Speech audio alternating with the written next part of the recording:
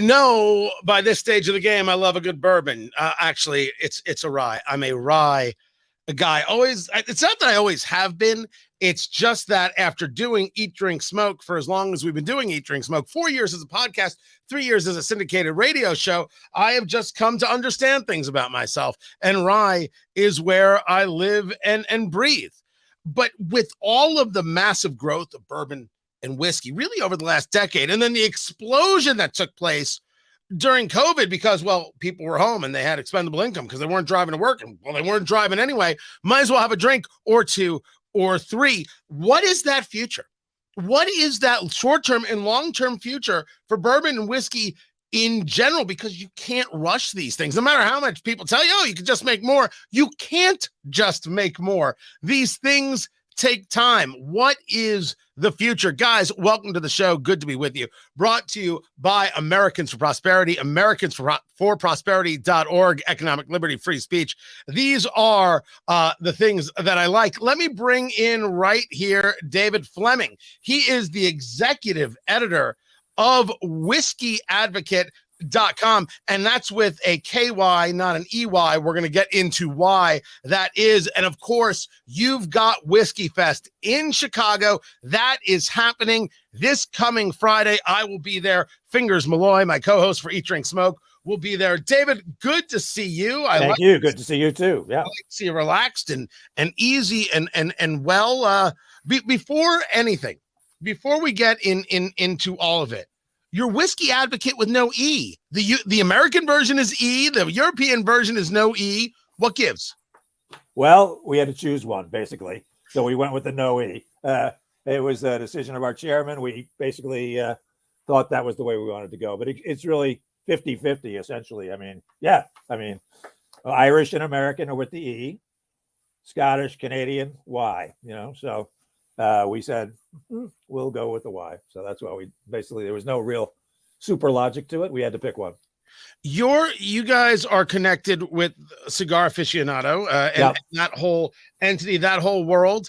Was this just the natural outgrowth on Whiskey Advocate, or was this always part of the plan?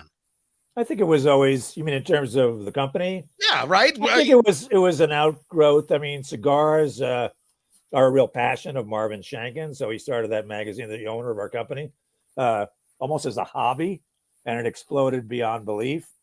I think he was always into whiskey and always but he was busy with Wine Spectator and so forth. So at some point the time would come where we would launch, a magazine for whiskey lovers too. And we have cigar as well. So it's perfect. So now we talk just a little bit of Whiskey Fest. How does Whiskey Fest? I mean, everybody does a festival. Everybody has a reason. You've got this thing on tour. You're in multiple cities. Do you get pushback when you say, hey, we want to bring a drinking event to Chicago? Do people go in today's world, whoa, we don't know if we want that kind of thing here? Yeah, not really. I mean, there's some cities where maybe you wouldn't go there because already. There are some hotels that frankly don't have the size or the infrastructure to accommodate you. But we figure that all out in advance. And some of these people, like in Chicago, the Hyatt Regency, we've been dealing with them for years. So it's unless there's some big legislative change, we're good. They know us.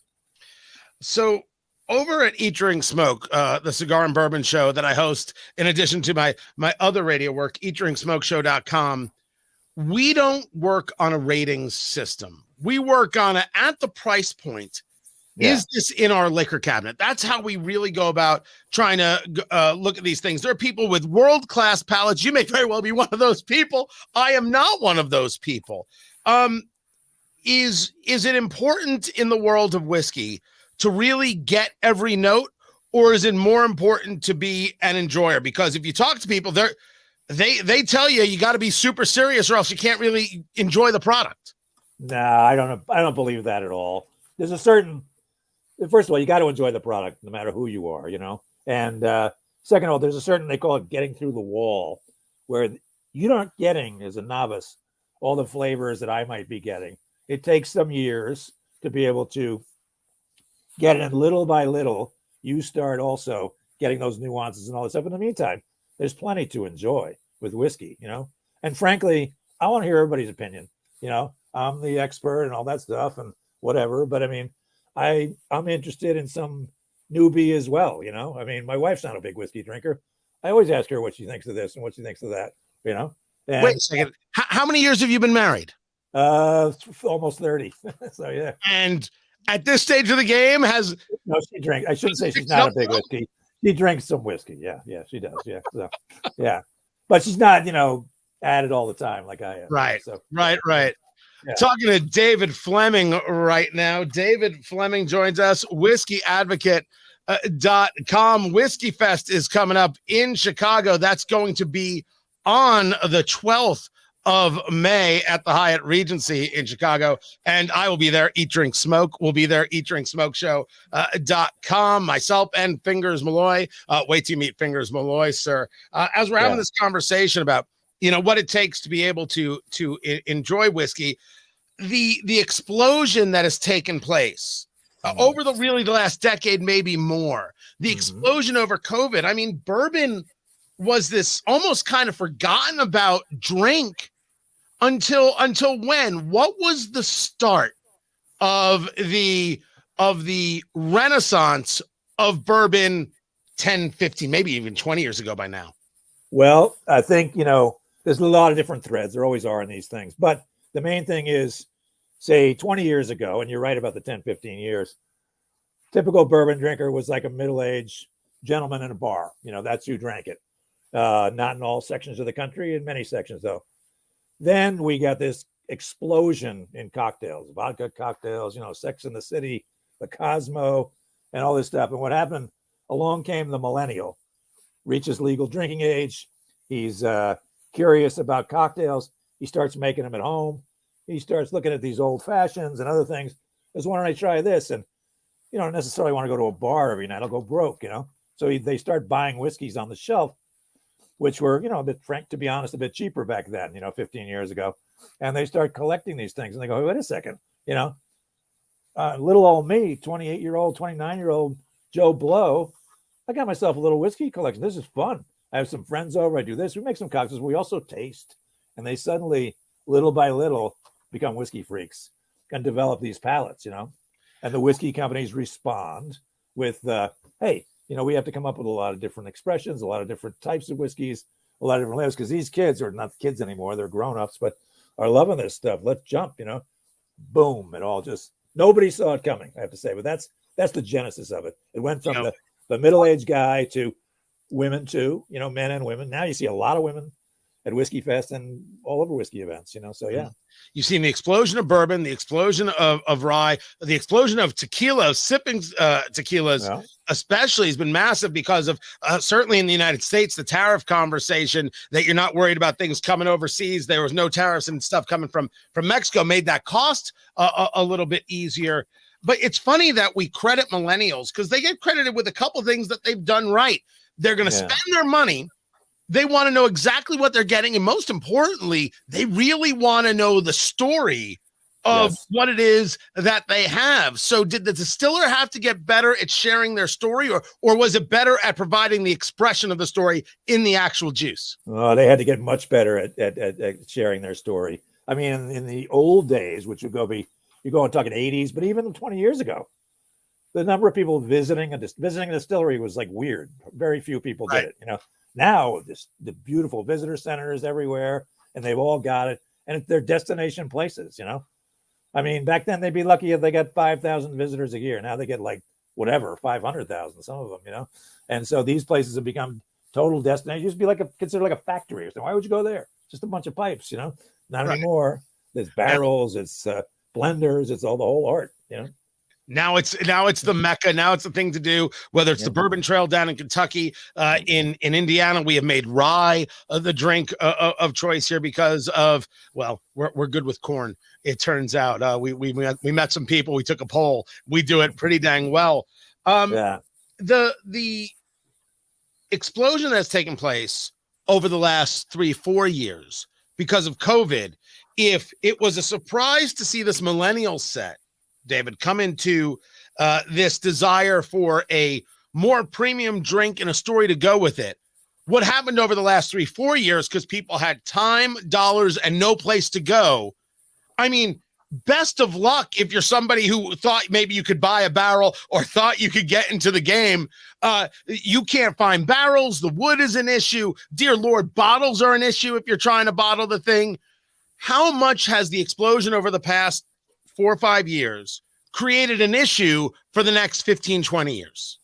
Well, I think the next 15 or 20 years will be okay because they've sort of had this stuff in place now. But for the here and now, in a way, the whiskey shortage was already there because what happened was these guys, Japan is the worst example of that.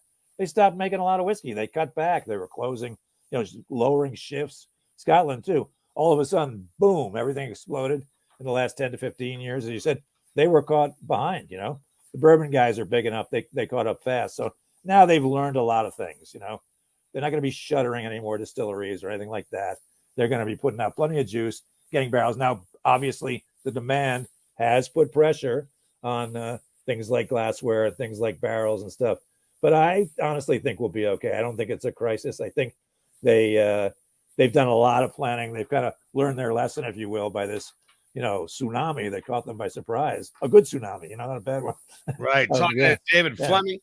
He is the executive editor over at Whiskey Advocate, WHISKY, whiskeyadvocate.com. Whiskey Fest is coming to Chicago. That is on May the 12th. So you're going to want to be there. I will be there along with my Eat, Drink, Smoke co-host, Fingers Malloy. The event like this, we asked the question whether or not places like Chicago or other places give you a bit of a hard time. Oh, you want to have a big drinking festival in our city. Oh, we can't be for that. You said, no. They've worked with you. They know you. They're cool with it. What can they expect at Whiskey Fest, and how does it differ from some of the other events that are out there? Well, it's big, first of all. It's huge. That you go in there, the first thing you notice is how big it is. But I think, it's really not in any way impersonal. These people will spend time with you that are pouring. You learn a lot about the whiskeys. You go in, there's a lot of tables. You have your little cheat sheet, your scorecard, and you decide what you want to do. You go, okay. A lot of people like to highlight things with a yellow marker, a little strategy beforehand. Say, okay, what am I going to taste here? Let's see. And you go through it and you go, okay, we'll do this, and this. There's all kinds of different strategies. You might want to take a deep dive into one distillery and, try a few things. You might want to go with a category, like I'm going to try the ryes or the scotches or whatever. I like to do myself. I like the old whiskeys that are on display, that are being poured there. I mean, this year, I think Gordon MacPhail, which is a Scotch whiskey bottler, they have some really old whiskeys like, I don't know, there's like a 1998 vintage and stuff like that. I think there's one 88 as well. And Michter's has some great, a 20-year-old that they're pouring. So, and I think Old Pulteney is pouring a 25-year-old. So those are fun, but you can't spend all night with those. You got to do other things. But it's very interesting to taste comparatively within a particular brand. If you are like Ardbeg, I had this Ardbeg, but the Ardbeg, remember, as you know, is a peated whiskey from Islay. Those are the smoky ones, from Scotland. Save those till the end. You don't want to blow your palate out with a smoky whiskey. So don't be embarrassed to say this doesn't have any peat in it, right? If you're starting it early, And so save those peated ones. They're great. Save them, but they're good. The amount of time we spend discussing the idea that it's okay not to know. The rules are not set in stone. The rules are what you like, what makes a good flavor. That's what you like. What is your palate? You don't know yet. It's why you got to try everything up and down the line. And this really brings this conversation of whiskey in general, right? All bourbons are whiskeys, but not all whiskeys are bourbons. It depends on, of course, what the concentration is, what that mash bill is. You can read all about this in my book, Let's Go Bourbon. It's available at Amazon.com. That's called a plug, David Fleming. That's what we did right there for a book. Yeah. But the whiskey conversation, there'll be people who say, oh, I wouldn't drink a whiskey. I only drink bourbon. They self-snob, all right, because they're told that that's what the good stuff is. You're the expert. You're the pro's pro. WhiskeyAdvocate.com, has those people, and it's sharing it with the masses. What's your rule of thumb? What is the rule of thumb of what you can expect from a whiskey, what you can expect from a bourbon? And do you think that whiskey should just be this discarded beast? No, I mean, what I look for, and I think this is something that is a good place to start as a taster, is I hope it is anyway, like integration of flavors. Like you might get a lot of spice, you might get some oak, you might get some sweetness, but is it all coming together for you on the palate? Or are you getting a spike of oak and a spike of sweetness here and there, and it's kind of jagged, and it's not really happening as a unified thing? Are the flavors integrating? You know, that's key.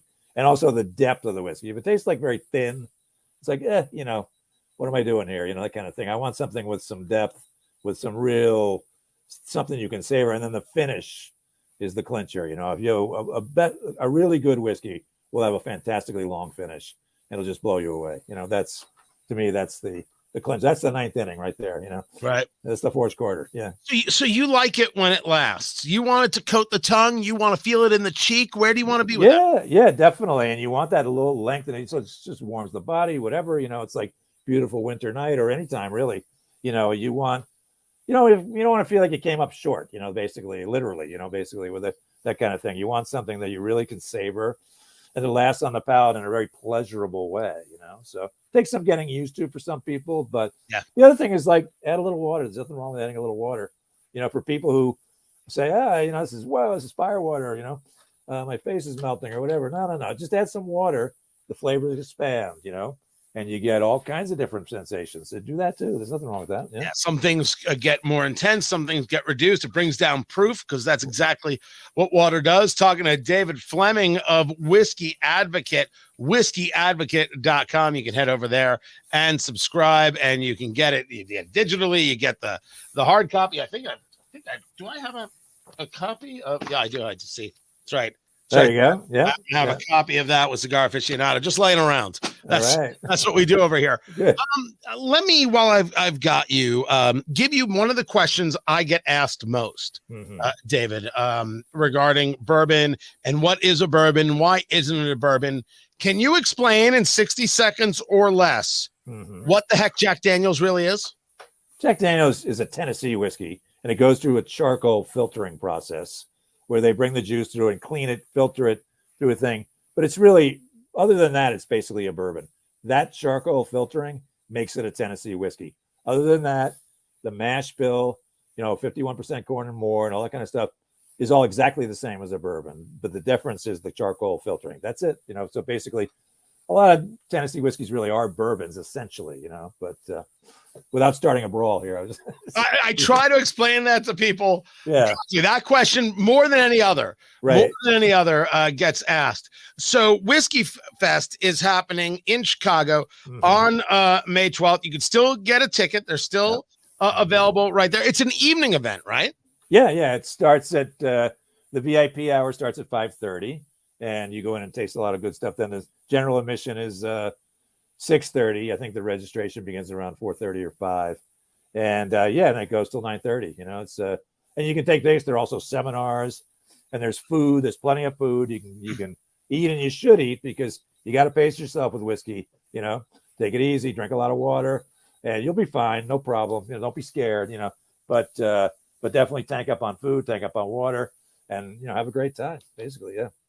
Whiskey Advocate is the site. whiskeyadvocate.com. David Fleming, I appreciate you taking the time to be here. I'm Tony Katz. All right. And David, I'll tell you this. Can't thank you enough. We will be there, telling everybody to be there. Excellent. Go do your work. Go live your life. Appreciate you. All right. Thank you. Yeah. You got it. David Fleming. There he goes. I'll be there. And you can be there as well. And my thanks, as always, to there it is. Americans for Prosperity, AmericansForProsperity.org, economic liberty, free speech, bourbon. Well, I don't know. I got to assume they like it, right? Guys, I appreciate you. Maybe I'll see you there. If I do, make sure you say hello, and I'll catch you next time.